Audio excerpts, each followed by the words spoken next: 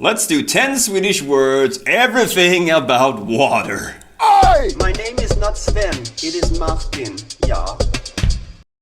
Yes, so I had this idea, like there are so many different words for water and how water is applied onto the world, so I started making this list thinking I'll try to make it up to 10. Well, we made it way far past 10, so I'm gonna give you a bunch of words where water is included. Let's go! And the first, of course, is vatten.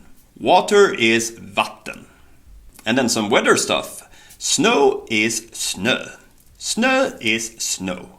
Then we have is. Ice is is. Ice is is. And is in Norwegian means ice cream. We have hagel. Hagel. And we also have kondens. Kondens. You can have ånga. Ånga. You can have regn. Regn. And if it rains a lot, you can have skyfal. Skyfal. So let's go to geographical locations when it comes to water. Let's start with en ocean. En ocean. Then we have ett hav. Ett hav. And then you can swim in en sjö. In en sjö. Or if you're in a fancy place, you can swim in a lagoon. In a lagoon. A place that's not so nice to swim in is ett träsk. Ett träsk. And then we have tjärn. Tjärn, which is a small mountain lake. You have en damm. En damm, like in a park, for example. And you have en myr. En myr, which is a wetland with plants. And then you have en mosse. En mosse, which is a very soft ground, which is not very stable to build houses on.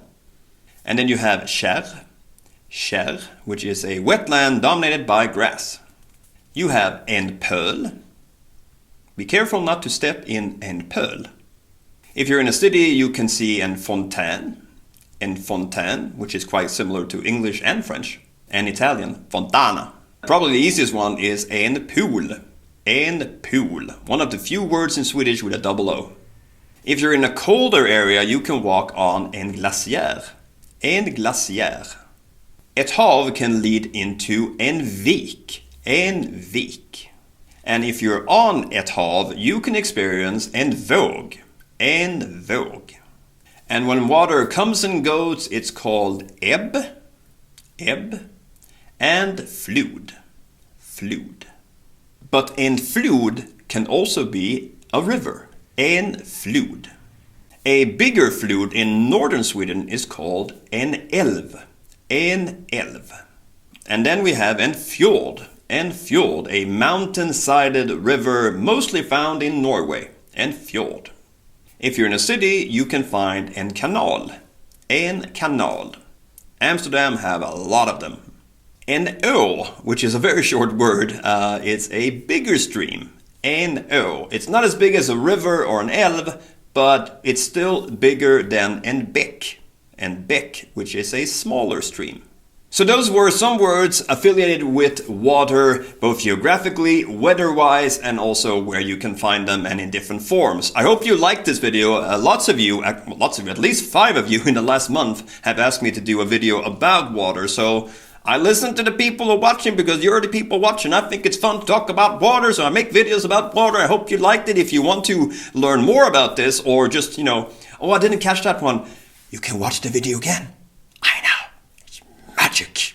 You have my permission. Watch it again. Fun. If not, you can look at the video recommended at the end of this video where you see me as a cartoon. Let's go.